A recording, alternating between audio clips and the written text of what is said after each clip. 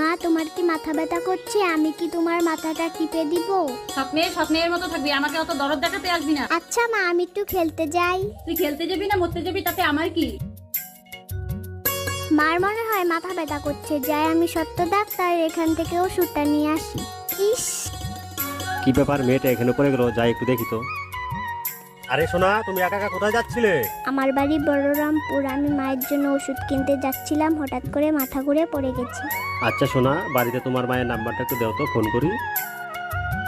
Hello, আপনার মেয়ে মাথা ঘুরে রাস্তায় পড়ে গিয়েছে। মাথা ঘুরে পড়েই তো গিয়েছে, মারা তো যায়নি। চলো তোমাকে বাড়িতে দিয়ে আসি। আরে আপনি এই মেয়েটাকে কেন এখানে নিয়ে আসলেন? মরে যেতে দিতেন। আরে ম্যাডাম, আপনি একে এত খারাপ ভাবছেন কেন? এ তো আপনার জন্য ওষুধ আনতে গিয়েছিল, তখনই তোর মাথা ঘুরিয়ে রাস্তায় পড়ে গিয়েছিল। আপনি একে ঘৃণা করেন, এ কিন্তু আপনাকে খুব ভালোবাসে। এর একটু যত্ন নিন আপনি।